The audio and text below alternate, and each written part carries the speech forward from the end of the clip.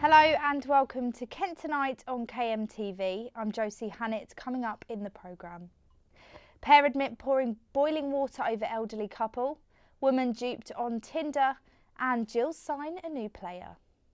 But first this evening, a main road's been shut in both directions after a person died in a crash. Emergency crews are currently at the scene on the A291 Canterbury Road, known as one of the most dangerous roads in Britain. It happened at about 1:45 this afternoon.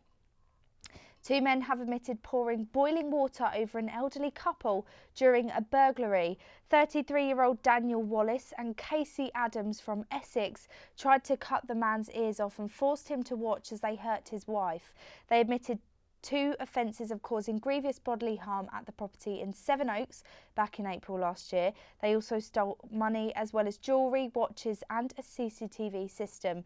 Sentencing will take place at a later date. Police were called to a churchyard in Canterbury after an alleged rape. The graveyard is less than a mile from the city centre. Louisa Britton went there earlier today. Police cordoned off the old graveyard, which is behind those brick walls here in Canterbury, after they received reports a woman had been raped there in the early hours of this morning. Officers taped off the graveyard in Longport after the woman, who is in her late 20s, said she was attacked. It's reported to have happened not long after 4 o'clock this morning. The churchyard, which is part of the St Paul's Church, is just off a busy road not far from the city walls. A forensic van was called to the scene and police are continuing their inquiries.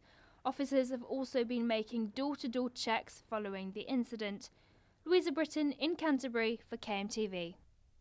Two teenagers have been arrested on suspicion of dangerous driving after a crash left two others with severe injuries in hospital. It happened near Hadlow last night at around 8. Two teenagers are in hospital with severe injuries after they were involved in a serious crash here on the busy A26 Maidstone Road near Hadlow. Now there were two vehicles involved, two Land Rover Defenders. One was silver and one was orange. They were both travelling towards Tunbridge when one of them crashed and hit a tree. The two 17-year-old boys are in hospital. One of them said to be in a critical condition, fighting for his life. Now two other teenagers have been arrested.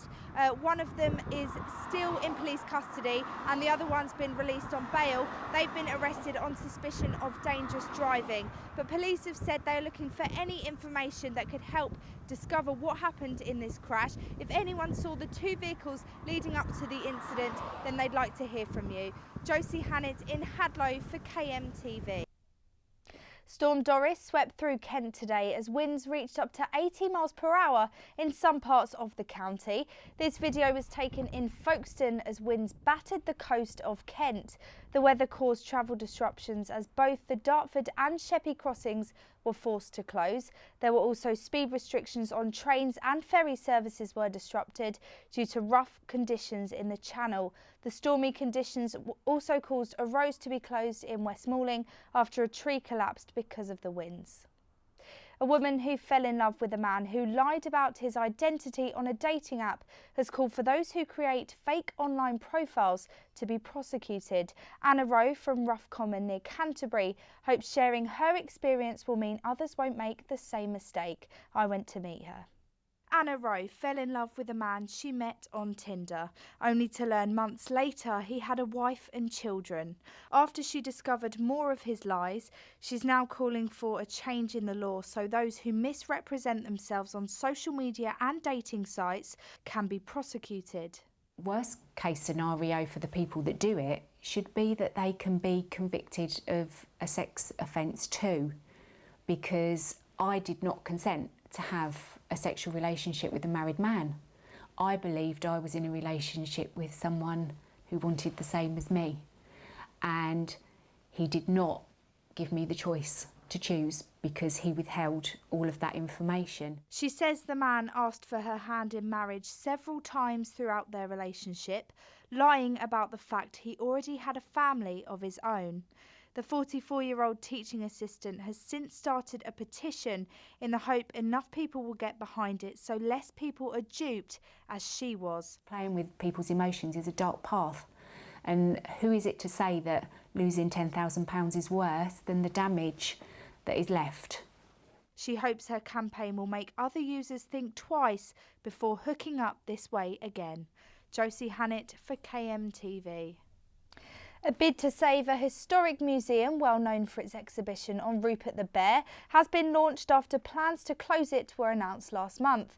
The Hermitage Museum has been in Canterbury since the 1980s, but its future is still uncertain. Louisa Britton has more.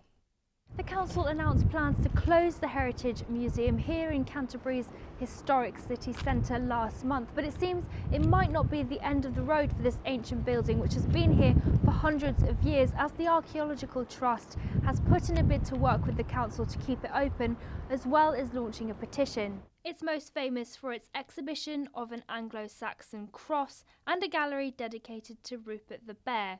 Under the council's plans, the museum will be handed over to the Marlow Theatre, but the petition to keep it as it is has already gathered more than 1,000 signatures. With the public consultation ending next week, many hope the clock will not be stopped just yet and are putting pressure on the council to rethink their plans. This is a very special building. It's the only museum in Canterbury that tells the story of the city. So this building and its contents are incredibly special. They're special to the heritage of this heritage city, this world heritage city. So to lose it is like cutting your arm off. It's ridiculous. We realise it's really difficult times, central government cutting back on local government, but what we would prefer is to work in partnership with museums and galleries to keep this very fine building open as a museum. If the Trust's bid is successful, it seems the gates here might not be closed for much longer. Louisa Britton, KMTV. And in sport, it's been a long time coming, but Gillingham have finally signed a defender. Pakistan international Zesh Rehman has signed today until the end of the season. The 33-year-old centre-back has played for the likes of Fulham and Bradford before more recently playing in Malaysia. He will be available for Saturday's match with Southend, subject to international clearance. To see if storm Doris Day has been kept away, here's Keelan Webster with the weather.